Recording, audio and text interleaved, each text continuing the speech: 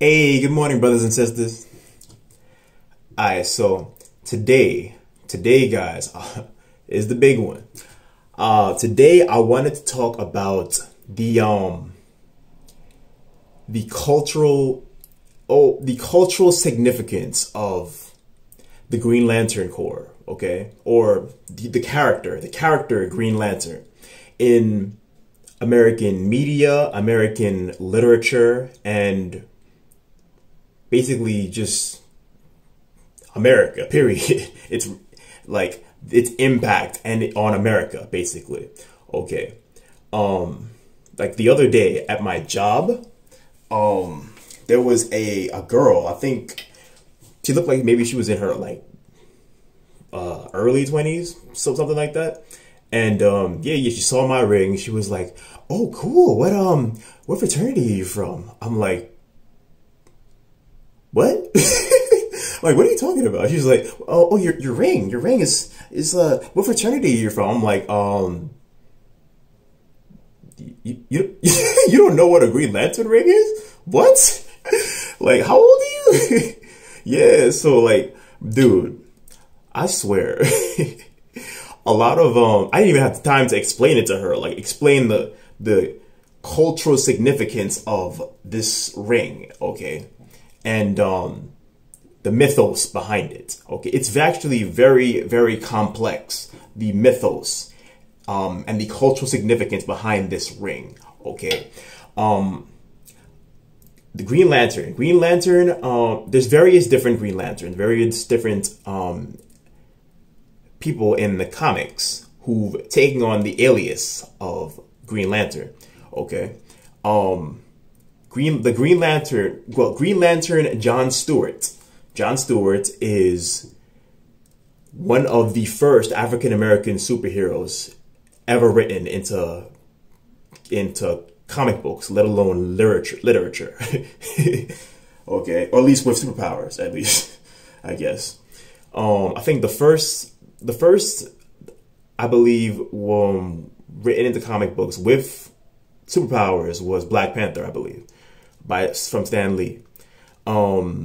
During the first DC comics, Detective Comics, the first black superhero written with superpowers written in DC Comics was, I think, Black Lightning. Yeah, Black Lightning, I believe, was the first African American superhero with superpowers written into comic books. Okay, and American literature. What was I going to say? Oh yeah, John Stewart. John Stewart. Okay, he plays a not just John Stewart, a lot of them. They play a very key. They play a very key. What's the word? Very key. They play. Look, they're very important in the lives of us as African Americans growing up in this country, or at least our ancestors that grew up around the Silver Age of comics, or I think it was the Silver Age that John Stewart was created. Okay, so yeah, John Stewart. Okay, John Stewart and various different African American superheroes in American literature. When you look, if you're a young black male, right, a young black boy growing up in America, right, what do you see when you think of a superhero, right? Or what do you see? You see a white savior, basically. All you ever see is a white savior, some tall white male that goes around and saves people, basically. He goes around, he's seen as this, he's worshipped by all these different people that come across him or see him flying through the sky or swinging through the sky or whatever. He's always seen as this white savior, okay? And for a young black boy to see that just nothing but white saviors in books, right? in any form of literature, basically. It makes you feel inferior as a person because you're like, I can never be a superhero? Why are there not, why don't they look like me? Right? Okay. So when these characters started to be created, right? These original characters, these original African American characters started to be created in American literature, like Black Panther, Black Lightning, John Stewart, you know, these various different superheroes, African American superheroes. Now, us as African American youth, we see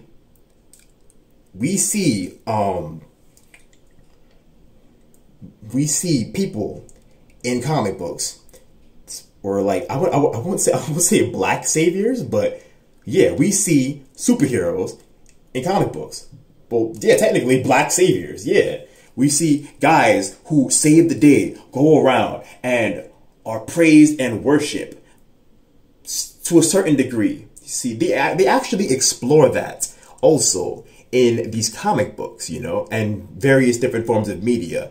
How would a black superhero, a black male, okay, who goes around and basically doesn't function with the law. He goes around and basically he saves people, right, without being affiliated with the law, basically, right? The police department, anything like that. How would they be perceived within the eyes of the people within the city, you know, compared to these white saviors like what, Superman? Well, Spider-Man wears a mask, so people don't know he's white. They don't know if he's white, you know. Batman, you can see his chin, so you know he's white, basically. Various different superheroes. When you see these white saviors, right, they're praised, right? So that's pretty interesting, right? It's interesting to explore that kind of aspect. How would these black saviors be seen in the eyes of both the people who inhabit this fictional, okay, very important. That word is very important. Fictional world. How would they be seen, and how would the audience who reads these comic books, how would they see these African American superheroes, these black saviors, I guess you could say. Okay, and it's explored very deeply in various forms of media now. Like you see Falcon and the Winter Soldier. Yeah, people were considering that show to be a little too woke, but the honest truth, bro, yeah, a black Captain America, a black man carrying around the Stars and Stripes. Don't you think that's a little strange? Especially considering how this country was built. Yeah, I'm not gonna get a little too into that part, okay? Because I don't want this to become like a, you know, those videos that pretty much are just hating on their own damn country that they live in or they were born in, you know, or just pretty much victimizing themselves and antagonizing white people. You know, not all white people are bad. Not all white people agreed to the sinister and just outright disgusting acts their ancestors did. But yeah, man, like okay, I'm getting a little off topic a little. All right, so let's get back to the Green Lantern Corps, right?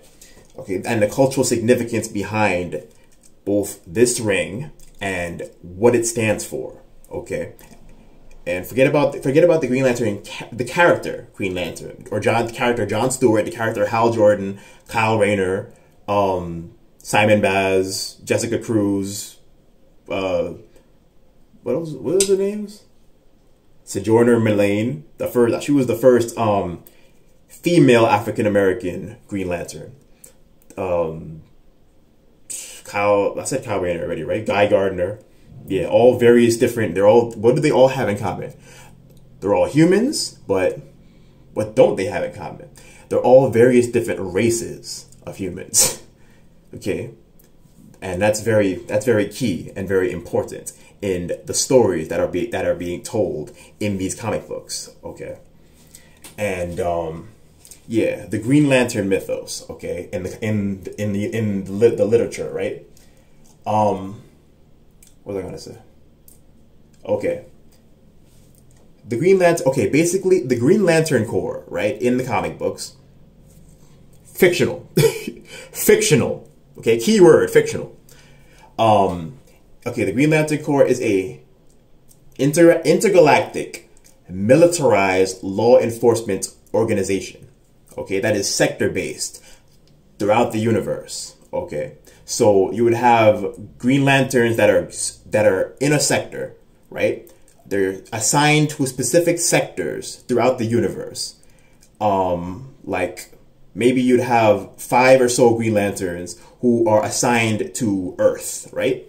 You have 5 Green Lanterns that are assigned to Earth, or 6 or whatever, assigned to Earth. Then you have another one assigned to maybe like Saturn, another assigned to Mars, or just various different planets that fictional planets that inhabit this the DC universe. Okay, and yeah, the Green Lantern Corps is full. It's full of various different races of humans, animals, aliens, and just basically just various races and various different races and species of creatures that all unify, mobilize, and basically they all fight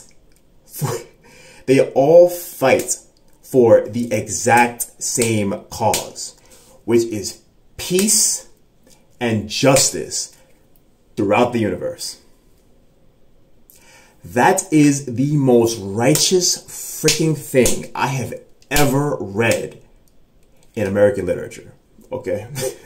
That's, if we're being truly honest, that is the most righteous thing I have ever read in American literature. Okay? And why I have always grown to love and respect this mythos, okay?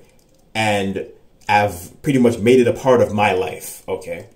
My life. And why I've made it a point, I appointed it to myself to learn about, you know, more about this mythos, you know, and read it, like support the franchise, okay? Because, yeah, man, it plays a very, very important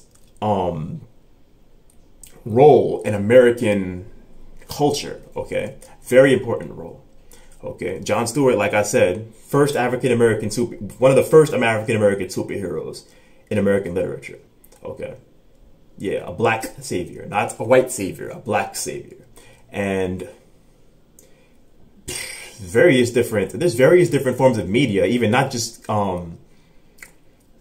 comic books, even like movies, okay, or TV shows that showcase John Stewart, and they explore what it would be like for a black superhero, a black savior, you could per se, dude. I have always wanted to talk about this. Okay, there's a show, a TV show called Static Shock that I used to watch. And a lot of us kids growing up, a lot of us African American kids used to watch growing up in the early 2000s. It was called Static Shock, and it was based on a character that's very similar to Peter Parker, a nerdy kind of character that gets bullied a lot, you know. But he was African American. He's African American, and it had these static electricity powers. I don't know if it was all static, but I just know he had the electricity power. He was very similar to the character of Black Lightning. Okay, but their powers were a little different. I think Black Lightning could manifest the electricity or something like that, and Static had to like absorb the electricity from around him, like maybe like just yeah, he absorbs the electricity. I think Black Lightning creates the electricity himself. Basically, that's the difference between Black Lightning and Static, I believe. Okay, so Static, yeah, there was an episode of Static Shock where Jon Stewart was framed. He was framed by one of his arch villains, one of the villains of the Green Lantern Corps. His name is Sinestro. Sinestro used to be a member of the Green Lantern Corps, but he got corrupted by power. He got corrupted. He got corrupted by his want and need for power. Okay, so he actually went and created his own Lantern Corps, which is called the Yellow Lantern Corps, which is the Sinestro Corps. It's basically, but instead of his ring or the rings being powered by will, which is what the Green Lantern Corps, the Green Lantern rings are powered by. They're powered by the emotion of will. Okay, the stronger the will of the person, the stronger their powers will be. Okay, if your will is weak, your ring will be weak. Your powers will be weak. Okay, you won't be able to fly as fast. You won't be able to create as the Green Lanterns can create anything with their minds. Okay, or just using their will, their emotions, their raw emotion, their will. Okay, the weaker, like I said, the weaker it is, the weaker they will be. Okay, so Sinestro had very high will, but he also had the ability to instill fear among the various different people in the universe. Okay, so he said he got this brilliant idea that he could create his own core based entirely on instilling fear among of the other members, the other people that inhabit the universe, basically the DC universe, the fictional universe. Okay, fictional universe. Okay, and yeah. Okay, so let's back to the story. Let's not get sidetracked.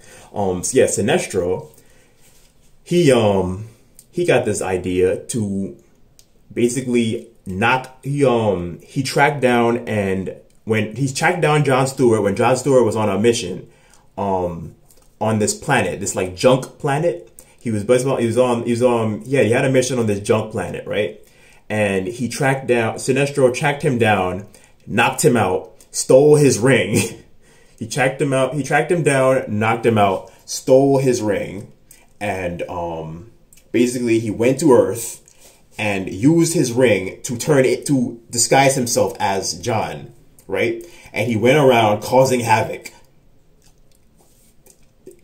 under Jon's alias, under his appearance of Green Lantern Jon Stewart. And Jon doesn't wear a mask, so everybody immediately targets him, and they know he's black. They target him. They were targeting him, man. They were just like treating him like complete and utter shit, basically. Because I mean, he saved these people so many times, yet he saved these people so many times, yet they just turn around in the blink and just treat it like, oh, look what he's doing. He's going around, and I used to love Green Lantern. He's going around and just I think Sinestro, he was stealing. He wasn't even doing that much, because I mean it was a children's show, so he couldn't go around killing people. But yeah, he was going around. He was like stealing money and stuff. You know, things that Sinestro doesn't even really need. He was still going around stealing money from armored trucks and things like that. Basically, just things that I guess people think a black man with the most powerful weapon in the universe would do. Go around stealing money from armored trucks and just harassing people, basically. Okay, and yeah, everybody just did their personalities did a complete 180, and they no longer saw Jon Stewart as this savior. Okay, and that's the crazy part, bro. You know the amount of property damage Superman has caused throughout the comic books and various different forms of media, and he's never seen as he's never looked at that in that form, in that aspect at all, ever. Yep. That's what a lot of these comic books are starting to bring to light. Okay. It's not necessarily being woke per se, it's the reality of it, dude. How would a black superhero, a black savior, be seen in the eyes of the public? Okay. That's what they're exploring, basically. Okay, so I got sidetracked again. This damn video, I didn't expect it to be so long, dude. I'm trying to wrap it up a little as fast as possible.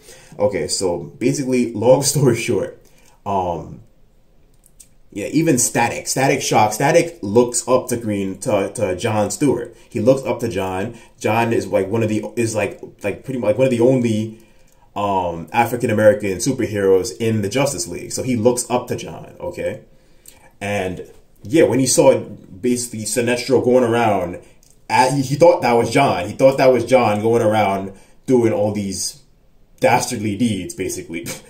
And even he turned on Jon and just thought he was a piece of rubbish, basically. Okay, so eventually Jon woke up. I think actually Sinestro, I think he just took like a lot of power from Jon's ring, because I don't think a Green Lantern ring can be removed from the user once it's like fastened. Basically, I think they if the user's will is strong enough, I don't think it can be taken from the or the whole power can be taken from them. So when Jon woke up, Jon went back to Earth. He went back to Earth, and when Static saw him, Static started beating the crap out of him, basically. and Jon was like, Static, what are you doing? Virgil, that's what Static's name is. Virgil, what are you doing? Basically, yo. And Virgil wouldn't listen. Virgil would not listen, and he was just beating the crap out of Jon. And I haven't watched that episode in a while. I actually went back and watched that episode probably like a year or two ago. I don't remember how it ends, but all I know is basically Static and Jon Jon finally convinces Static that he is the real deal, and that he was he tells him the story, he tells him what happened, that he was basically framed by Sinestro. Okay, and Sinestro finally pin down Sinestro, and basically they team up on him. They gang up on it. But see, Virgil isn't in the same class as a Green Lantern, okay? Or a Yellow Lantern, for that matter. This ring is very freaking powerful. Green Lanterns can make kryptonite, okay? Kryptonite, okay? That's how powerful Green Lanterns are. They can make kryptonite to kill Superman. And they can fly around the universe at light speeds, okay? Green Lanterns are very powerful. Very powerful creatures. And there's an entire core of these guys. One Green Lantern can take down Superman. Let alone an entire core. The entire core, Superman wouldn't stand a chance. That's the honest truth, guys. Okay. So, yeah. What was I gonna say? Oh, yeah. But Jon's ring was still low on power. The battery was low because Jeff Sinestro stole most of his power. He stole his personal battery that he uses to charge his ring. So his ring was low on power, and Virgil wasn't in the same league as a Lantern, and Jon's ring was low on power. So what Virgil did, basically, he used his static electricity to power Jon's ring, and then Jon kicked Sinestro's ass. That was awesome, dude. That was freaking awesome. That was just a very, very cool and righteous episode. Okay. And basically, Jon took Sinestro back to, I think, Oa. He took Sinestro back to planet Oa, the home world of the Green Lanterns, to answer for what he did, basically. But he's going to break out. He's going to break out. He's going to go cause more havoc, because, it's comic books. You know, they have to have some kind of villain or conflict to keep selling these things, or to keep selling different stories, basically. So that's why the villains always break out, basically. But yeah, that's the basics. You know, that was my basic point. Okay, what I was trying to say. Okay, the Green Lantern plays a very, very important role. The Green Lantern character, John Stewart, Hal Jordan, whatever, they all play, and the Green Lantern mythos plays a very, very important role in American literature and American society. Okay, me personally, I believe that the Green Lantern character of John Stewart and the Green Lantern mythos should be taught in all American schools. Okay, all schools in America. Okay, I honestly, personally believe this should be taught in every American school. Okay, every American school in every American state. That's just my personal opinion. Okay, but you know, a lot of people, they just, when they think of comic books, the first they think of is, oh, that's childish, oh, that's only for children, or all this other very, very ignorant and stupid shit, basically. Okay, so yeah, people don't like to open their minds to new possibilities, basically. They don't like to, or use their brains and actually look into things. Like maybe just pick the comic book up, open it, and pay attention to what's happening. Okay, and then also realize that the people who make these comic books walk beside you every day. So who knows? They might be inspired by literally any event or even any person that they come across in any day and age, basically, you know. So yeah, that's all I really had to say. And yeah, I think I got across all my points, basically. Yeah, man, this ring, everything it signifies is very, very, very important in American society. Okay, and yeah, it should be explored more, or be taught more in schools, in my opinion, in my humble opinion. But that's just me. You guys have a good one. Have a blessed day. And I guess we'll see more of each other. Have a good one.